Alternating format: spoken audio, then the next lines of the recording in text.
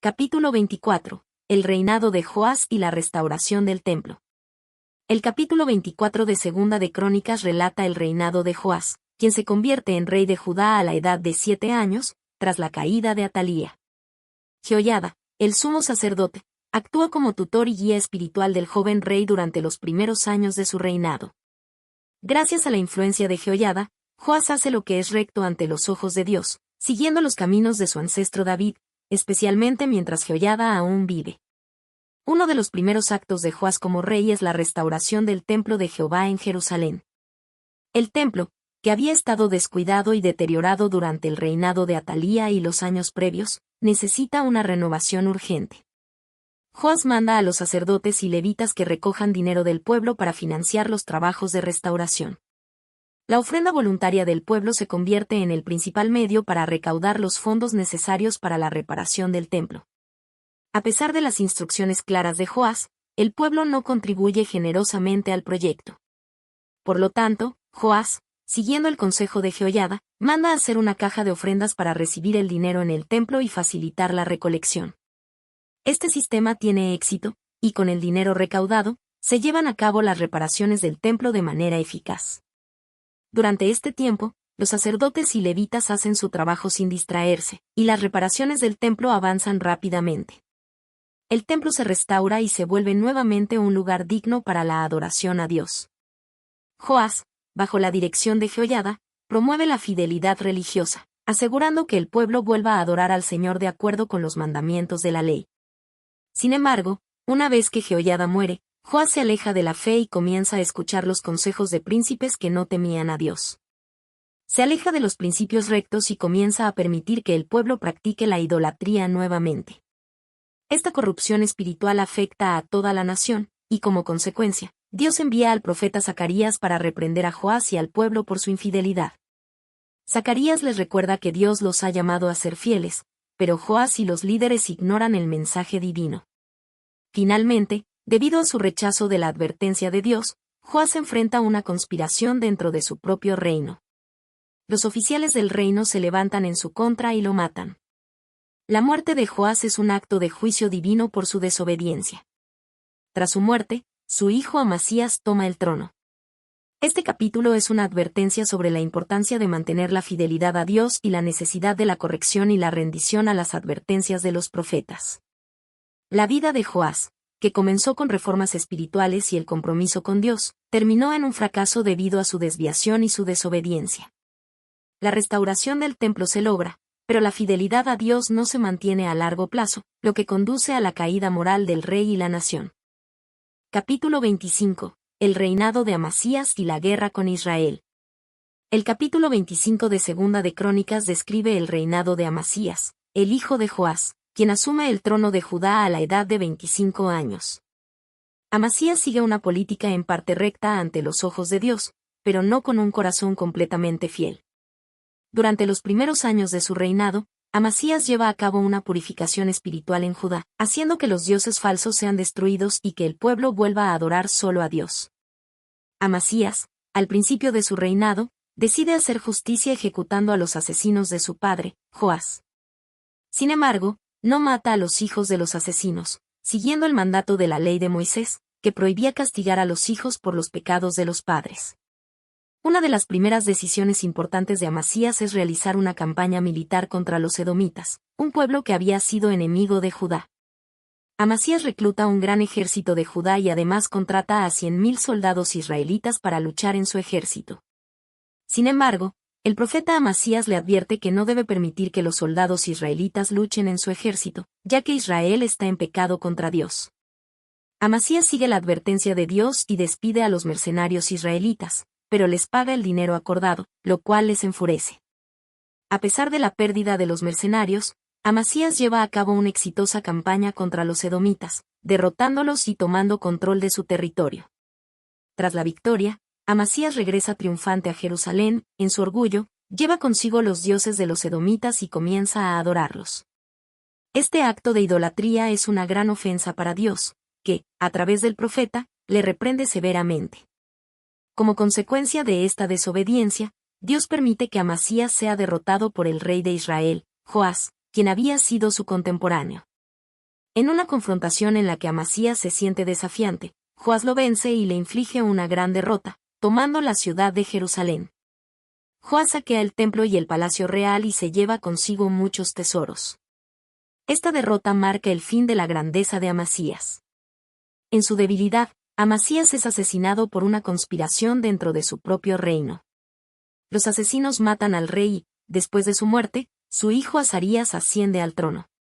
Este capítulo nos muestra cómo Amasías, a pesar de algunas buenas decisiones en sus primeros años, se ve arrastrado por su orgullo y su idolatría, lo que finalmente conduce a su caída. La historia resalta cómo la obediencia a Dios es clave para un gobierno justo y bendecido, mientras que el orgullo y la idolatría traen la ruina. Capítulo 26. El reinado de Uzías y su caída. El capítulo 26 de Segunda de Crónicas narra el reinado de Uzías, quien asume el trono de Judá a la edad de 16 años después de la muerte de su padre Amasías. A pesar de su juventud, Uzías comienza su reinado con sabiduría y obediencia a Dios, y como resultado, Dios le da prosperidad y éxito en sus esfuerzos para fortalecer el reino de Judá. Uzías, bajo la guía de Zacarías, un profeta que le enseña el camino de Dios, comienza su reinado con una serie de reformas militares y administrativas. Con la ayuda de Dios, Uzías derrota a los filisteos, reconstruye las ciudades de Judá, y expande las fronteras del reino. Él también fortalece el ejército, equipando a sus soldados con armamento moderno de la época y fortalece las defensas de Jerusalén. Su éxito en las batallas y su capacidad para organizar a su pueblo lo hacen muy popular y su reino se llena de riqueza y prosperidad. Sin embargo, a medida que Uzías se hace más fuerte y exitoso, su corazón comienza a llenarse de orgullo. En su orgullo, comete el grave error de entrar en el templo de Dios para ofrecer incienso sobre el altar, una tarea que estaba reservada exclusivamente para los sacerdotes. A pesar de las advertencias del sumo sacerdote Azarías y otros sacerdotes, Uzías persiste en su deseo de ofrecer el incienso, violando así el mandato de Dios. Cuando Uzías realiza este acto de desobediencia, Dios lo castiga severamente. De inmediato, le surge lepra en su frente, un castigo visible que indica su impureza y su pecado. Los sacerdotes lo apresuran a salir del templo, y Uzías, temeroso de la lepra, queda aislado en su casa mientras vive como un rey leproso durante el resto de su vida. A pesar de su caída en desgracia, el reino de Judá continúa prosperando bajo el gobierno de su hijo Jotán, quien asume el poder como regente mientras Uzías vive apartado. Uzías muere y se le entierra en un campo cerca de Jerusalén, no en la tumba de los reyes, debido a su pecado. Su muerte marca el fin de un reinado exitoso, pero también la enseñanza de que el orgullo y la desobediencia a Dios pueden llevar incluso a los líderes más poderosos a la ruina. Este capítulo resalta la importancia de mantener la humildad y la obediencia ante Dios, incluso cuando se experimenta éxito y prosperidad. La historia de Uzías es un recordatorio de que el pecado de orgullo puede corromper el corazón y tener consecuencias devastadoras, incluso para aquellos que inicialmente buscan a Dios. Capítulo 27. El reinado de Jotán. El capítulo 27 de Segunda de Crónicas relata el reinado de Jotán, hijo de Uzías, quien asciende al trono de Judá a la edad de 25 años tras la muerte de su padre.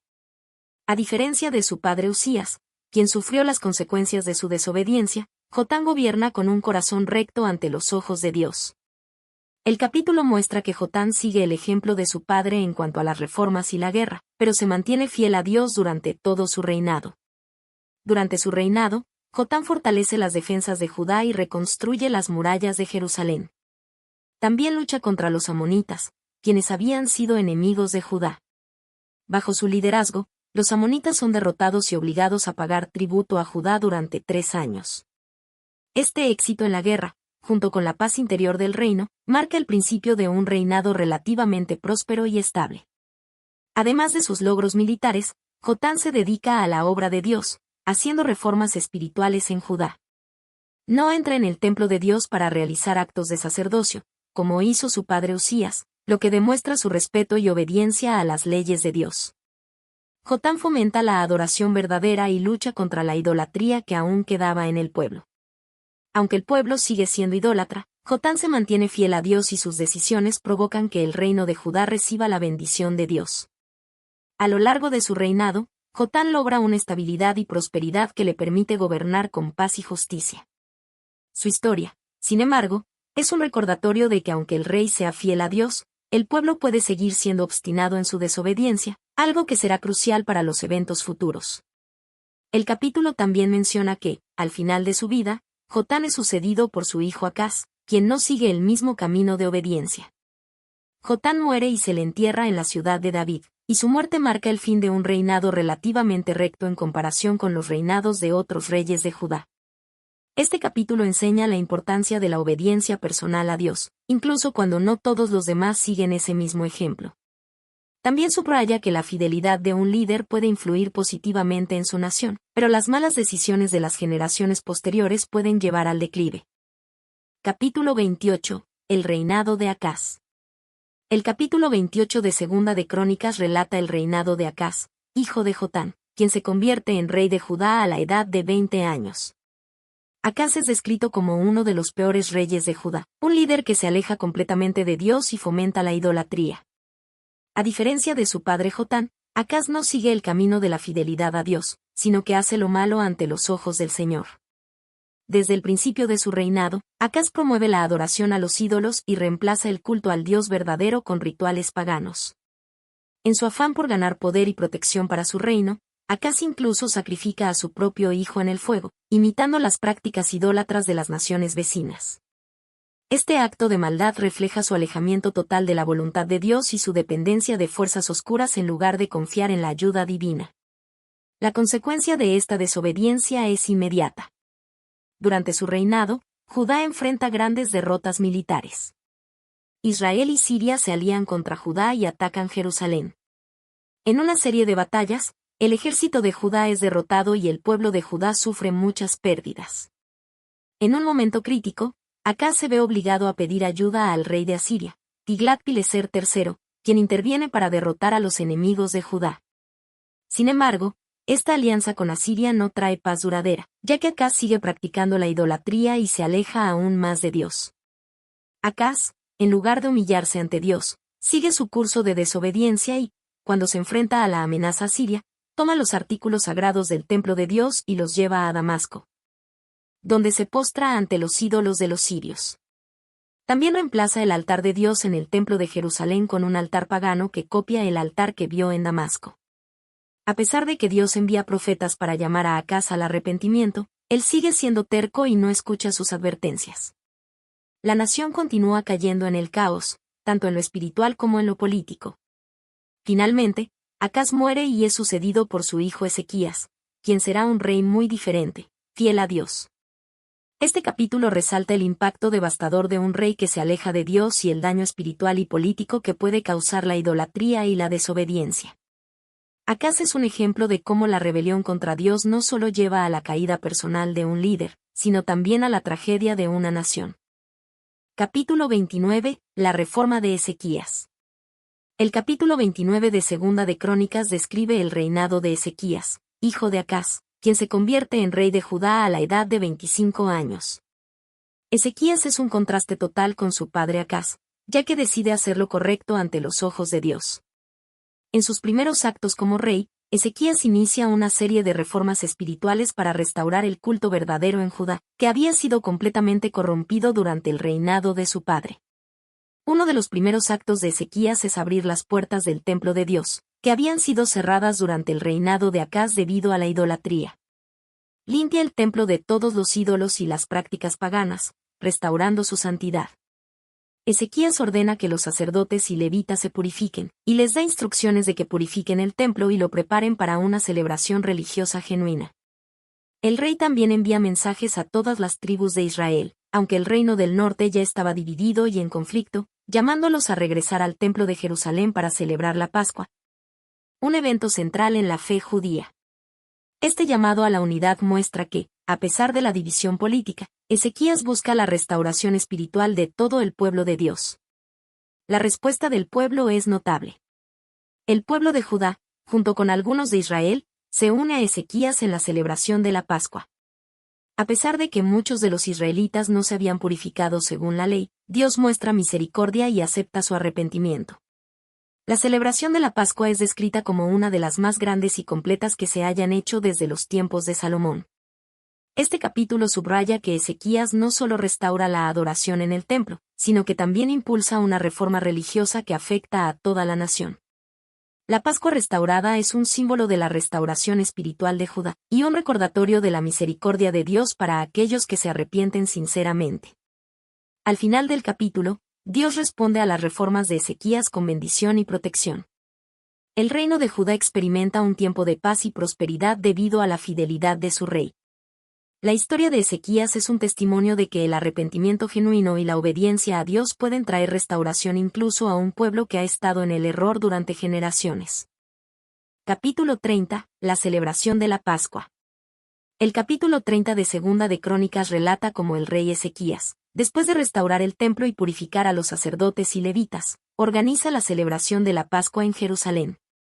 Esta fiesta, que fue una de las más grandes y significativas en la tradición judía, se había descuidado por muchos años, especialmente durante el reinado de su padre, Acaz.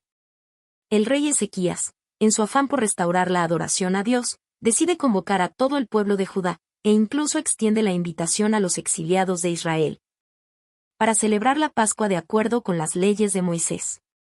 Llamado a la celebración. Ezequías envía cartas a todas las tribus del reino de Israel, lo que quedaba del reino del norte tras su división, y a todo Judá, invitándolos a que participen en la celebración de la Pascua en Jerusalén. El rey quiere restaurar esta festividad central, que había sido olvidada y descuidada por muchos años. La invitación es amplia, buscando la unión espiritual del pueblo de Dios, a pesar de la división política entre el norte y el sur. El mensaje de Ezequías destaca que Dios está dispuesto a perdonar a aquellos que se han apartado de Él si se arrepienten y regresan a Él. La respuesta a esta convocatoria no es inmediata, ya que algunos de los israelitas se burlan y rechazan la invitación, pero otros, de las tribus de Efraín, Manasés, Isaacar y Zabulón, reciben el mensaje con humildad y se dirigen a Jerusalén para participar en la Pascua. Purificación y preparación. Para poder celebrar la Pascua correctamente, los levitas y sacerdotes se purifican para asegurarse de que el culto sea aceptable ante Dios. Debido a que muchos de los israelitas no se habían preparado de acuerdo con las normas ceremoniales, Ezequías, en su compasión y entendimiento de la situación, ora por el pueblo, pidiendo que Dios sea misericordioso con aquellos que se han arrepentido sinceramente, aunque no hayan cumplido con todos los requisitos rituales. La celebración. Finalmente, la Pascua es celebrada en un ambiente de alegría y gratitud. El pueblo participa con gran fervor, y la celebración es descrita como una de las más grandes celebraciones de la Pascua que se hayan realizado en los tiempos de los reyes de Judá. Es un momento de verdadera renovación espiritual, en el que se restauran tanto las tradiciones de la fe como el compromiso con Dios. Se sacrifican numerosos corderos y cabritos, y los sacerdotes se encargan de esparcir la sangre como lo ordenaban las Escrituras. Además, durante los 7 días de la festividad, el pueblo sigue alabando y celebrando a Dios. La atmósfera es tan espiritual que el rey Ezequías ordena que se sigan ofreciendo sacrificios adicionales y oraciones de alabanza. La respuesta de Dios. El capítulo concluye con la bendición de Dios sobre el pueblo. Al ver la fidelidad del pueblo al participar en la Pascua, Dios escucha sus oraciones y les otorga descanso de sus enemigos. La celebración no solo trae gozo y unidad al pueblo, sino que también reafirma la misericordia de Dios, quien acepta a los arrepentidos y extiende su favor a aquellos que se vuelven a Él con corazón sincero. Este capítulo resalta la importancia de la obediencia a las festividades y mandamientos de Dios, así como el poder de la reconciliación y el arrepentimiento. Es un recordatorio de que, incluso en tiempos de crisis, la restauración espiritual y el regreso a Dios pueden traer bendición y paz al pueblo de Dios. Capítulo 31. La reforma religiosa y la purificación del reino.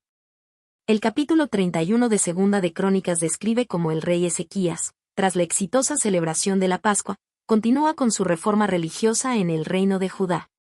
Después de restaurar las prácticas de adoración en el templo y lograr la unidad del pueblo, Ezequías se enfoca en purificar toda la nación, removiendo la idolatría y las influencias paganas que aún persistían. Incluso después de la celebración de la Pascua. La organización del culto en el templo. Ezequías, al darse cuenta de que el templo estaba lleno de impurezas y que el servicio religioso había sido negligente durante muchos años, organiza una purificación del templo. Los sacerdotes y levitas, que ahora están dedicados a la tarea, Son ordenados a limpiar y restaurar todos los utensilios y el altar. Este acto simboliza la limpieza espiritual y la necesidad de santidad para adorar correctamente a Dios.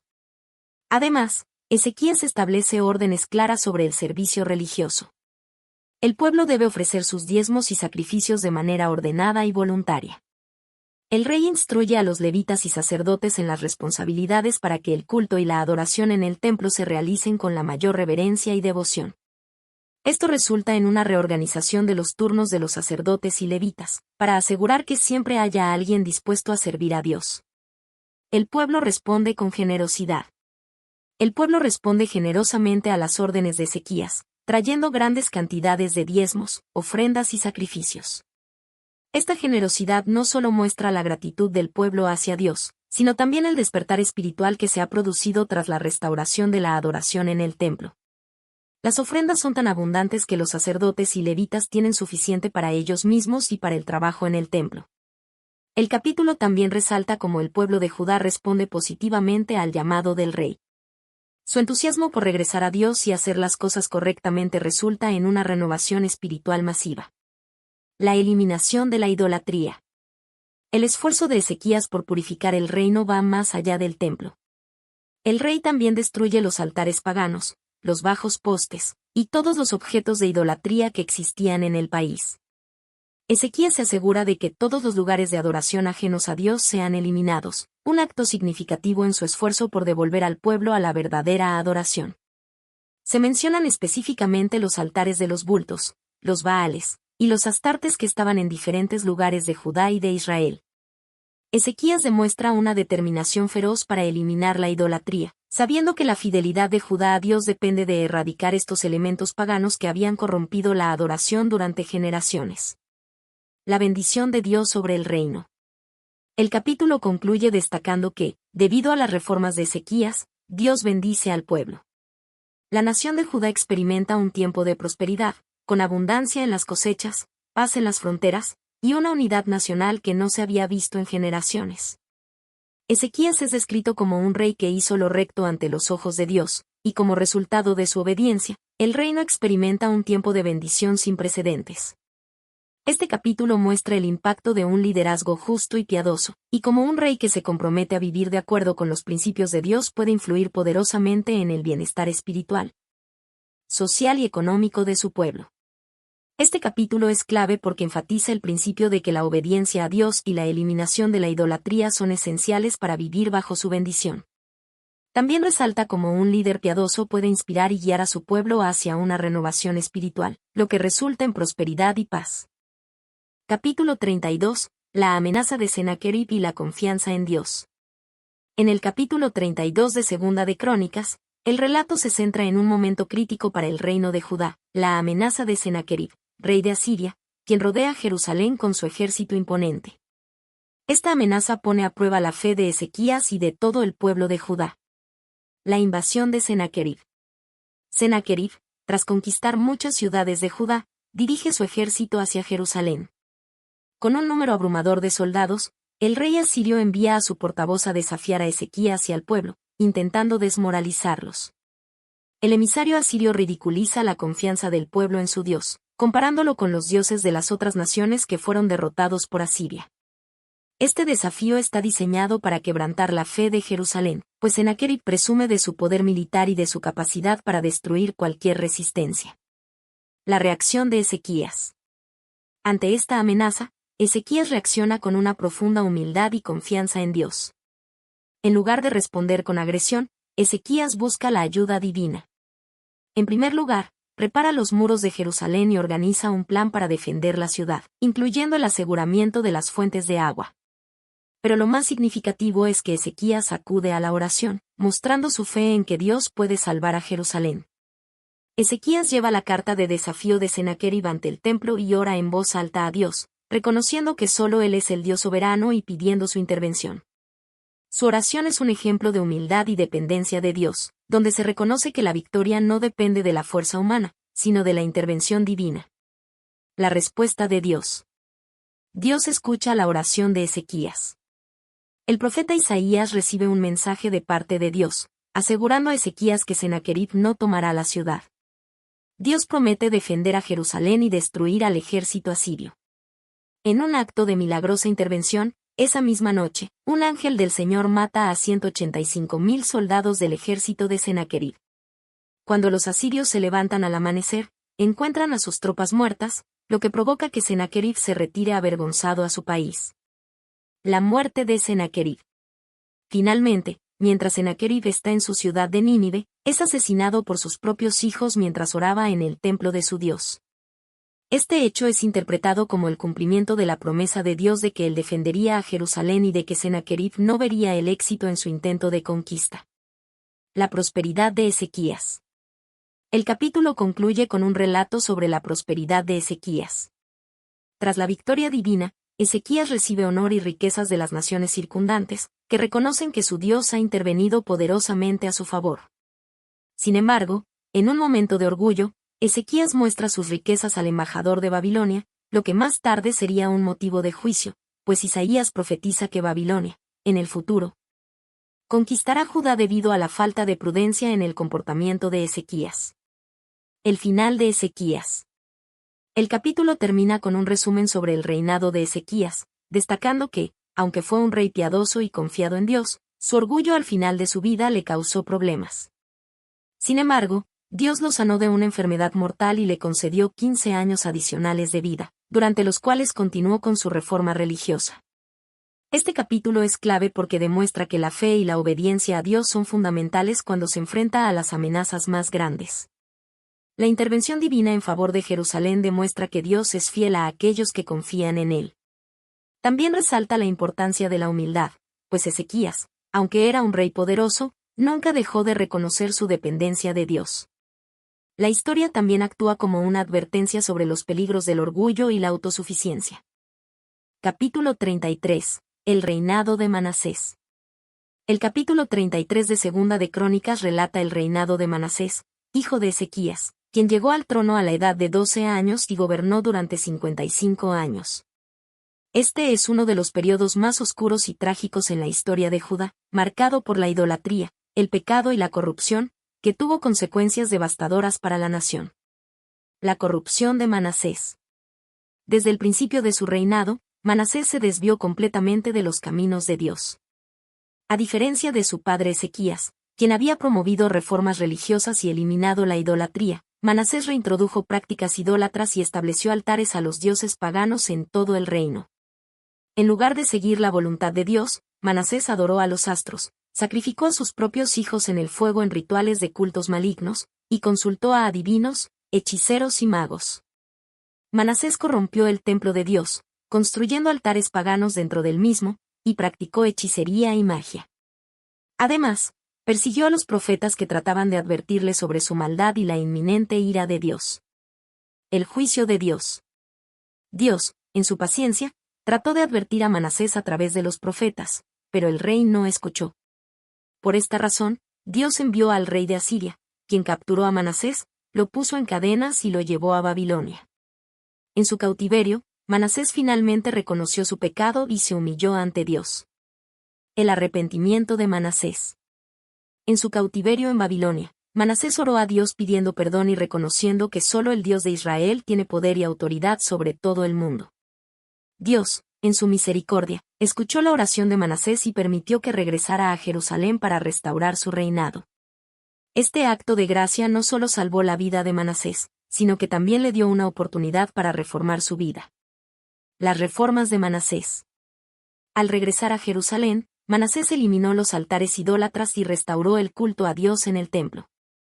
Reparó los muros de la ciudad y reinstauró la adoración a Dios. Sin embargo, aunque Dios le perdonó y restauró su reinado, el daño espiritual causado por su anterior reinado fue tan grande que el pueblo no se apartó completamente de la idolatría. La muerte de Manasés. Manasés murió después de haber reinado durante muchos años, y su hijo Amón le sucedió en el trono. Aunque hubo una restauración parcial en la vida de Manasés, su reinado dejó cicatrices profundas en la nación. Lecciones de este capítulo. La misericordia de Dios es más grande que el pecado, y siempre está dispuesta a perdonar a aquellos que se arrepienten sinceramente. El arrepentimiento genuino puede traer la restauración, incluso para los reyes más malvados. Las acciones de un líder pueden tener un impacto duradero en su pueblo, y la idolatría y el pecado pueden causar un daño profundo a toda una nación. La historia de Manasés resalta la importancia de la humildad y de reconocer la soberanía de Dios sobre todas las cosas. Capítulo 34. El reinado de Josías. El capítulo 34 de Segunda de Crónicas narra el reinado de Josías, uno de los reyes más justos y piadosos de Judá, quien ascendió al trono a la edad de 8 años y gobernó durante 31 años. Este capítulo resalta los esfuerzos de Josías para restaurar el culto verdadero a Dios y purificar a Judá de la idolatría, buscando restaurar la fidelidad al pacto de Dios con su pueblo. La juventud de Josías y su reforma temprana. Desde joven, Josías comenzó a buscar al Señor. A los 16 años, comenzó a purificar a Judá y a Jerusalén de las prácticas idólatras, destruyendo los altares paganos, las imágenes de los dioses falsos, y los lugares de adoración a los ídolos. Josías, al igual que su antepasado David, decidió hacer lo que era recto ante los ojos de Dios. La restauración del templo. A los 20 años de su reinado, Josías decidió restaurar el templo de Dios en Jerusalén, que había sido descuidado y había caído en ruinas debido a las malas prácticas de sus antecesores. Envió a su secretario Safán y a su regente Hilquías para supervisar la reparación del templo. Mientras se realizaban las reparaciones, Hilquías encontró el libro de la ley en el templo, que había estado perdido durante muchos años. Este libro, probablemente parte del Deuteronomio, contenía las leyes de Dios que el pueblo había olvidado. La lectura de la ley y el arrepentimiento. Cuando Safán leyó el libro de la ley ante el rey Josías, éste se rasgó las vestiduras en señal de arrepentimiento, reconociendo que el pueblo de Judá había desobedecido gravemente los mandamientos de Dios. Josías mandó convocar a los sacerdotes y a los profetas para que intercedieran ante Dios en nombre de la nación. La profetisa Hulda fue consultada por el rey y le dio un mensaje de juicio, pero también de esperanza. Dios pronunció que, debido a la maldad de Judá y su desobediencia, el juicio caería sobre ellos, pero Josías no vería ese desastre, ya que él había mostrado un corazón humilde y arrepentido. Dios le prometió que moriría en paz y que no vería la calamidad que se avecinaba sobre la nación. La celebración de la Pascua. Uno de los actos más significativos del reinado de Josías fue la celebración de la Pascua. En su 18º año de reinado, Josías mandó a todo el pueblo de Judá y a los israelitas que aún quedaban en el norte a celebrar la Pascua como nunca antes se había hecho. Miles de animales fueron sacrificados, y los sacerdotes y levitas fueron restaurados en su papel de liderar la adoración. Josías buscaba, con esta celebración, renovar el pacto del pueblo con Dios. El fin de Josías. Sin embargo, el reinado de Josías terminó trágicamente. Faraón Neco de Egipto marchó hacia el norte para luchar contra los babilonios, y Josías, sin consultar a Dios, decidió enfrentarse a él en batalla en Megiddo. Aunque Dios no había mandado a Josías a esa guerra, él falleció en la batalla. Su muerte fue un gran lamento para el pueblo, y el profeta Jeremías expresó su dolor y tristeza por la pérdida de este rey justo. Lecciones de este capítulo. La importancia de la obediencia a la palabra de Dios. La restauración de la ley y la obediencia a ella bajo el liderazgo de Josías muestra cómo el arrepentimiento y la adherencia a los principios de Dios pueden restaurar una nación.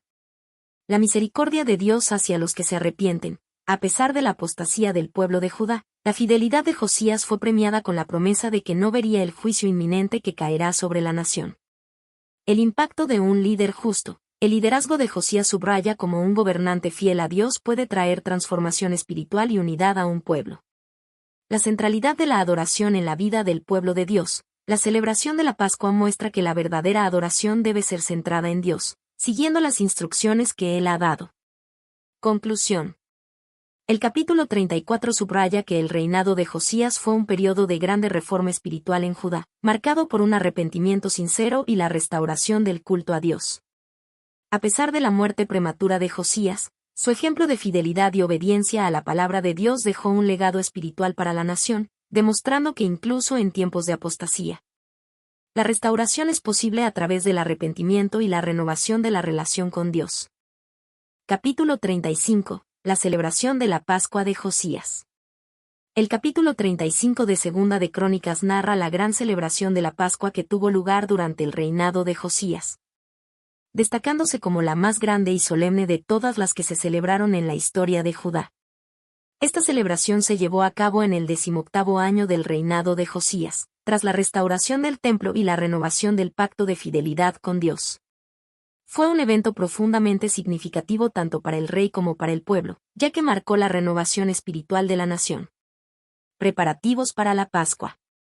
Josías, reconociendo la importancia de la Pascua como la fiesta más crucial del pueblo de Israel, preparó minuciosamente todos los detalles para que la celebración fuera llevada a cabo según las instrucciones dadas en la ley.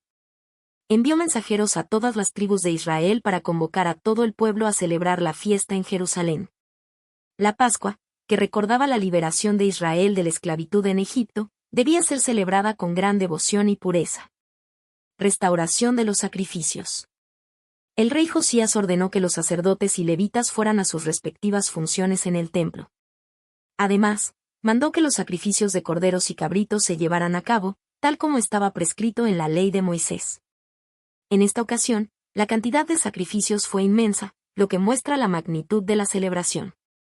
Miles de corderos y cabritos fueron sacrificados para asegurar que todo el pueblo pudiera participar en el acto de adoración y recordar la liberación de Dios. La participación de los levitas y sacerdotes. Los levitas, como líderes espirituales, desempeñaron un papel crucial en esta celebración. Fueron los encargados de distribuir los sacrificios y de asegurar que todas las actividades se realizaran con la debida reverencia. Josías también restauró el culto y permitió que todos los sacrificios y ofrendas se ofrecieran con la pureza requerida. La unidad nacional. El capítulo también resalta que todo Israel, desde las tribus del norte hasta las del sur, se unieron en esta celebración de la Pascua, aunque ya no existía una nación unificada tras la división del reino. Muchos de los israelitas del norte que aún quedaban en el exilio o dispersos por las tierras del norte, se unieron al pueblo de Judá para celebrar el pacto con Dios. Esto representa un momento de unidad espiritual donde el pueblo de Dios, aunque dividido políticamente, se unió en la adoración. La alegría de la celebración. La celebración de la Pascua fue acompañada de gran regocijo. No solo los sacrificios fueron abundantes, sino que también se organizó un banquete para el pueblo, de acuerdo con las instrucciones de la ley. La alegría de este momento marcó el culminante renovación de la fe del pueblo de Judá, quienes celebraron con un corazón sincero ante Dios.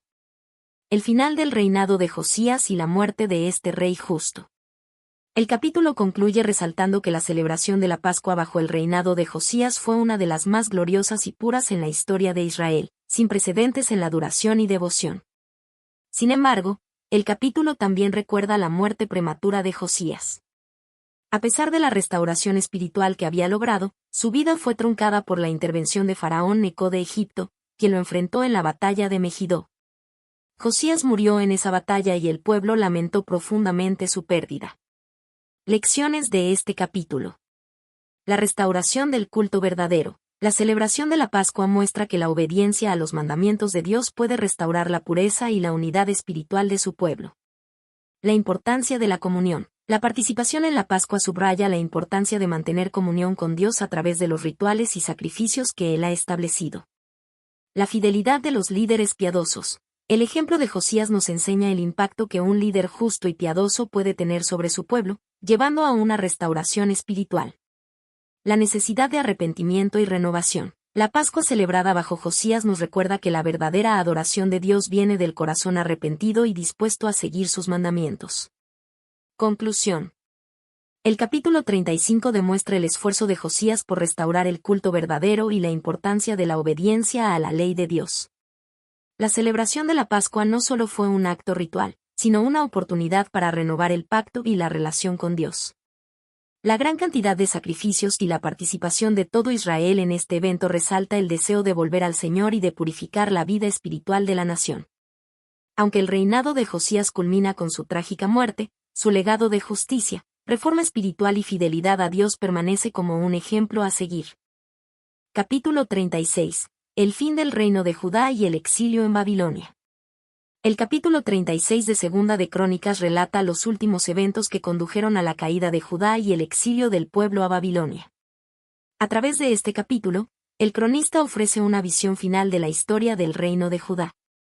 señalando cómo la desobediencia persistente de los reyes y el pueblo provocaron el juicio divino y la destrucción de Jerusalén. El reinado de los últimos reyes de Judá. El capítulo comienza con la descripción de los últimos reyes de Judá: Jehoahaz, Jehoiakim, Jeconías, Conías y Sedequías. Cada uno de estos reyes, en su turno, cometió malos actos ante los ojos de Dios, lo que desencadenó el juicio divino sobre la nación.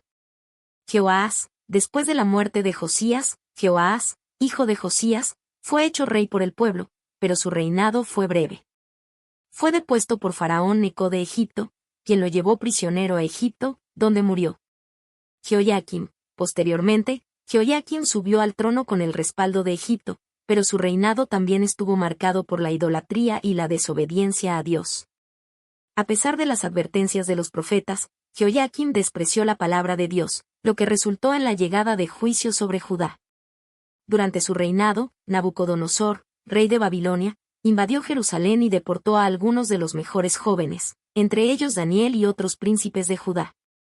Jeconías. Conías. Tras la muerte de Jehoiakim, su hijo Jeconías asumió el trono, pero su reinado duró solo 3 meses. Fue llevado prisionero a Babilonia por Nabucodonosor, lo que marcó un nuevo golpe a la soberanía de Judá. Sedequías. Finalmente, Sedequías fue nombrado rey por Nabucodonosor. Aunque inicialmente pareció ser un rey más estable, Sedequías también desobedeció a Dios. El capítulo explica que se rebeló contra el rey de Babilonia, lo que resultó en el asedio final de Jerusalén. El asedio y la destrucción de Jerusalén. La rebelión de Sedequías contra Babilonia condujo a la destrucción de Jerusalén. El capítulo describe el asedio prolongado que duró más de un año, en el cual los babilonios rodearon la ciudad, provocando una terrible hambruna. Finalmente, el muro de Jerusalén fue derribado y la ciudad fue tomada. El templo de Salomón fue saqueado y destruido. Los utensilios sagrados, como los vasos del templo, fueron llevados a Babilonia. Sedequías fue capturado y llevado a presencia de Nabucodonosor. Ante el rey babilonio, sus hijos fueron ejecutados y él mismo fue blinded, le sacaron los ojos, antes de ser encarcelado. Los sobrevivientes fueron deportados a Babilonia, marcando el fin del reino de Judá y el comienzo del exilio. De esta manera, el pueblo de Judá pagó el precio de su desobediencia y rebelión contra Dios. El exilio y la promesa de restauración. El capítulo concluye con una profecía de restauración. A pesar de la caída de Jerusalén y el exilio, se menciona la promesa de Dios de restaurar a su pueblo. El cronista se refiere a las palabras del profeta Jeremías, quien había predicho que el pueblo estaría en Babilonia por un periodo de 70 años. Una vez transcurrido ese tiempo, Dios restauraría a los exiliados y permitiría la reconstrucción del templo. Finalmente, el capítulo cita un edicto de Ciro, rey de Persia, quien permite a los judíos regresar a Jerusalén para reconstruir el templo, dando cumplimiento a la promesa de restauración de Dios. Esto marca el fin del libro de Segunda de Crónicas con una mirada hacia el futuro, cuando la esperanza de restauración será finalmente cumplida. Lecciones de este capítulo. La importancia de la obediencia. Los reyes y el pueblo de Judá nos enseñan que la desobediencia a los mandamientos de Dios trae consecuencias severas. El llamado al arrepentimiento. A pesar de la destrucción, el capítulo nos recuerda que el arrepentimiento es siempre una vía para la restauración, ya que Dios es misericordioso. La soberanía de Dios. A través de la caída de Judá, se demuestra que Dios tiene control sobre las naciones, y que los actos de rebeldía no quedan impunes. La esperanza en el futuro. Aunque el pueblo de Judá fue exiliado, la promesa de restauración permanece viva. Dios no olvida a su pueblo y siempre tiene un plan de restauración. Conclusión. El capítulo 36 de Segunda de Crónicas subraya el triste final del reino de Judá, pero también nos da una luz de esperanza en medio de la oscuridad. A través de la caída de Jerusalén, el pueblo experimenta el peso de las consecuencias de su desobediencia, pero Dios sigue teniendo un plan para su restauración.